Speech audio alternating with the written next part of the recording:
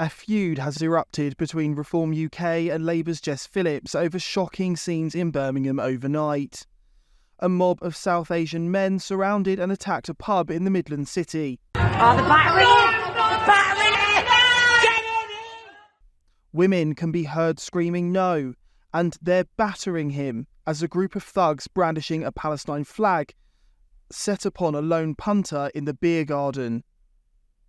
One held the Palestinian flag as he kicked at the man who trembled under a table for cover.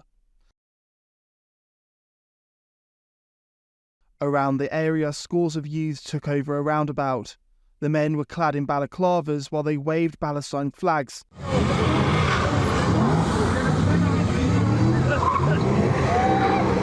Terrified drivers approached the roundabout timidly, then sped away as they got clear of the youths.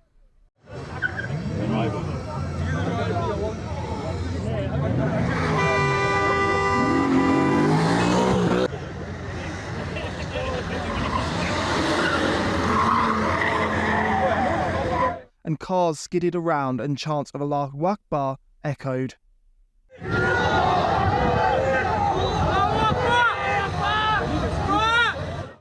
Later, a bus was blocked by the mob who flew flags from the upstairs windows. A balaclava-clad youth can be seen loitering with the other men as horns honk in approval.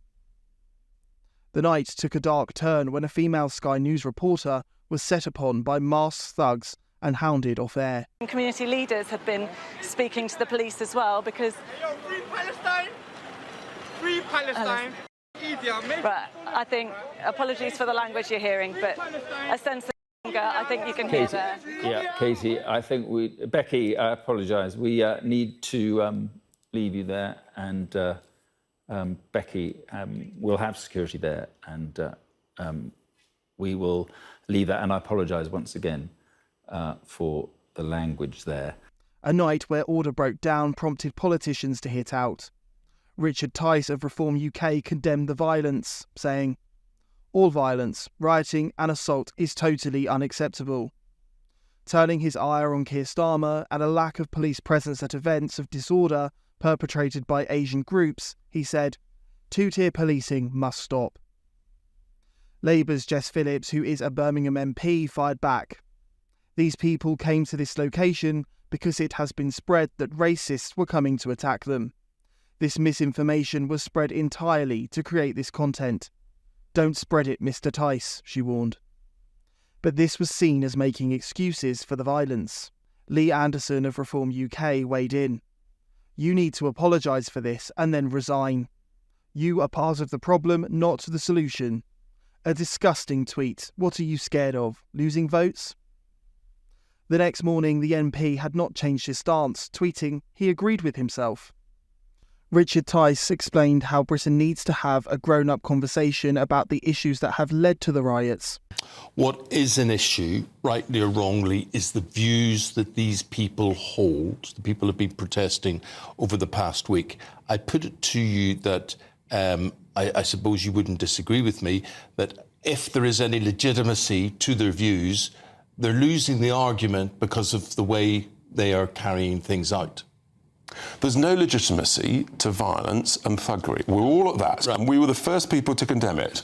And let me remind everybody, I was the first person to stand up for the Manchester police officers, right, who were brutally and viciously attacked, when everybody else was claiming about police brutality. But the point about this, Eamon, is there is genuine concern, which the politicians who have enabled mass immigration don't want to talk about, out of absolute terrified humiliation. Yeah. There is genuine concern about the impact of mass immigration on our communities, on our society, on our prosperity, on our public services. Talking about this, no one will address this, and however distasteful, however unpalatable, surely we've all got to come to a stage where both sides are listened to and both sides are talked to and say, what is your problem? In a sense, Eamon, that's why we got 4.1 million votes at the general election, because we called it the immigration election. We were the only people prepared to actually say we've got to freeze immigration, except non-essential healthcare-related immigration.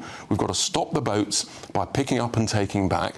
And I think that actually now has the overwhelming support of a significant, probably the majority of the British people. And we've got to have a responsible... Put it to you, Richard, that by these guys carrying out their actions and their protests the way they are, a lot of people will find it very hard to support them as a result. No one's supporting violence or thuggery, Eamon. There is a massive difference between that, which is horrific and breaking the law, and a genuine, respectful, open discussion, rational discussion about the right levels of immigration that works for both sides, whether it works for the host nation or whether it works for people coming into work in a nation. And it's about working, it's about integrating, it's about speaking the language, and then you can have what I call smart immigration. Great thing. We're all up for that.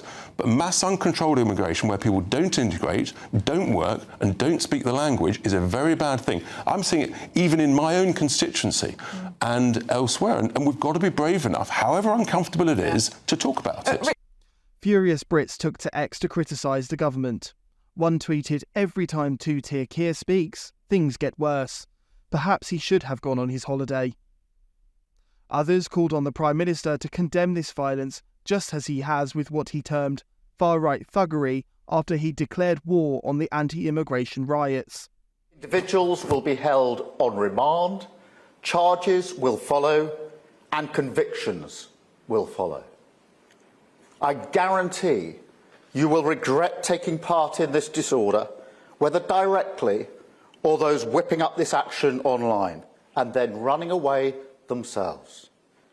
This is not protest. It is organised, violent thuggery. We've seen Muslim communities targeted, attacks on mosques, other minority communities singled out, Nazi salutes in the street, attacks on the police, wanton violence alongside racist rhetoric.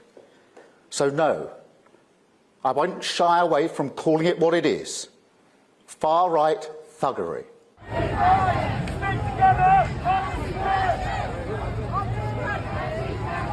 Riots spread overnight to Plymouth as disorder continued for its seventh night. Missiles were launched at riot police as crowds surrounded the local mosque to protect it.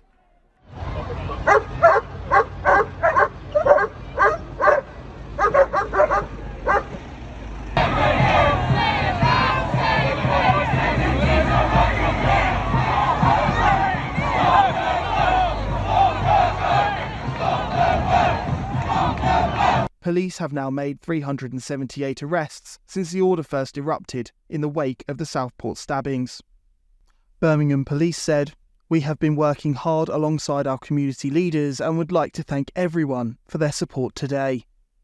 One ex-user posted a photo of two men from different communities embracing each other with a handshake at the pub that was the scene of such violence earlier in the evening.